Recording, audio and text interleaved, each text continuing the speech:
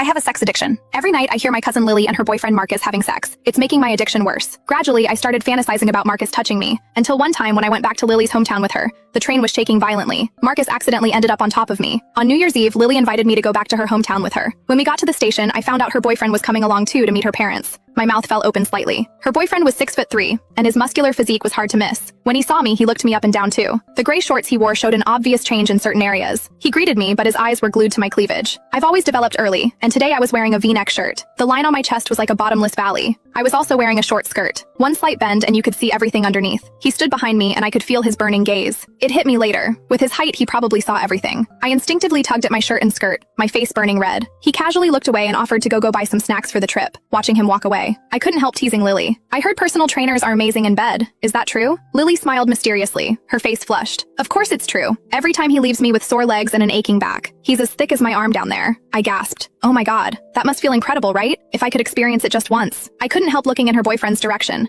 When he walked, you could see it swinging in his pants. They say a guy's thing can expand 3 times its size. I secretly measured it with my hand and instantly felt weak in the knees. That big. What would it feel like if it went inside? Lily had told me before that her boyfriend had a huge appetite.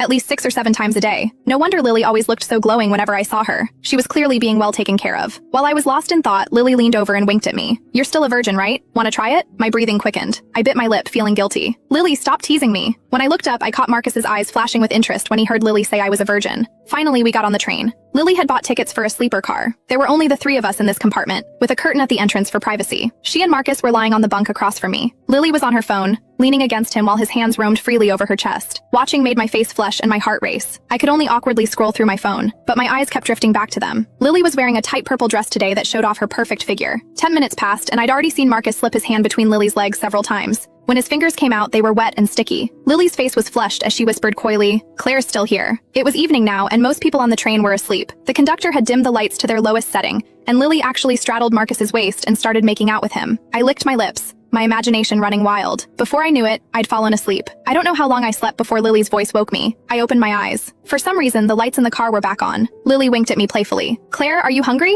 Could you go to the dining car and get 3 meals for us?" Seeing the tent pitched high between his legs, I understood why. I quickly answered, "Sure." The moment I left the compartment, I heard Lily's moans from behind me. To give them privacy, I deliberately stayed in the dining car to finish eating before heading back. But when I pulled back the curtain, I saw Lily still riding on top of Marcus. They were too absorbed to notice me outside the compartment. I quietly stepped back, but I couldn't help peeking from outside the car. Watching that shameful scene, my mouth fell open. They could even do it in that position. I felt my body go weak as I leaned against the wall, rubbing my thighs together to their rhythm. After about 15 minutes, I heard the sounds inside finally stop. The moment I walked in, my foot slipped and all the meal boxes in my hands spilled onto my bunk. A strong